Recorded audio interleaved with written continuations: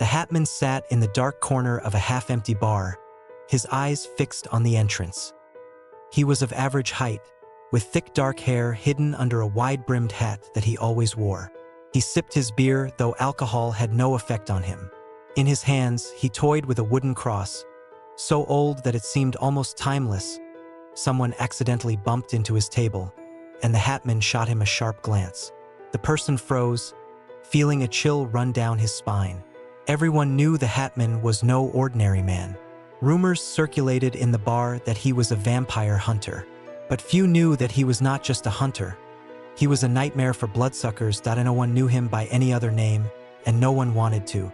Long ago, when he was a child, the Hatman had swallowed a silver cross. He found it in his grandmother's old chest, thought it was candy, and swallowed it without a second thought. No one could explain how it affected his body, but from that moment on, he became unique.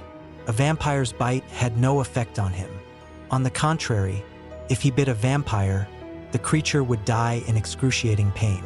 His saliva, it turned out, worked on vampires like holy water, causing horrific burns. The Hatman knew this but never told anyone why he had become the way he was.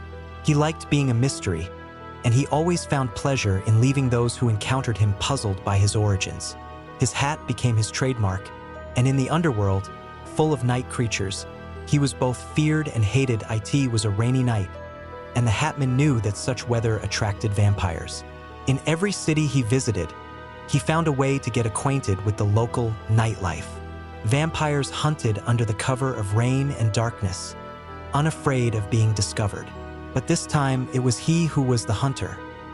His target tonight was an ancient vampire named Victor.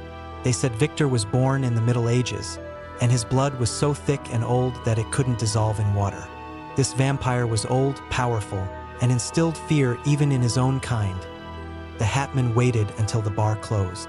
He knew Victor would appear soon. He could feel his presence like a fox sensing a hare. When the last patron left, the Hatman stood up and headed for the exit. Outside, it was dark and wet, and the eerie laughter of the wind seemed even more menacing. He walked the empty streets, drawing no attention to himself. In his hands, he tightly gripped the wooden cross, though he knew he wouldn't need it. To vampires, the Hatman was death itself. He didn't need wooden stakes or silver bullets. It was enough to bite. When he reached the edge of town, darkness enveloped him. The Hatman stopped and listened. Victor was nearby, he could feel it. Suddenly, a rustle came from around the corner of a house. The Hatman turned sharply and saw the silhouette of a man slowly approaching him. "You think you can kill me?" Victor's voice echoed, filled with centuries of wisdom and disdain. "You don't even know who you're dealing with." The Hatman smiled, revealing his teeth.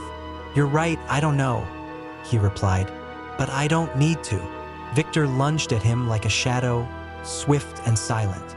But the Hatman was ready. In an instant, he dodged the attack, and in the same second, his teeth sank into the vampire's neck. Victor froze, his eyes widening in horror as he realized this was no ordinary man. The Hatman spat out a drop of Victor's blood onto the ground. A moment later, where the mighty vampire had stood, only a pile of ashes remained. The Hatman slowly stood up and adjusted his hat, which had slipped slightly during the fight.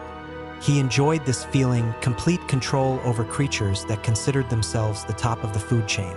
For him, it was a game, and every new vampire was just another piece on his chessboard. The next morning, as the sun rose over the horizon, the Hatman walked down the street, humming to himself. The previous night had been a success, and now he was ready for new adventures.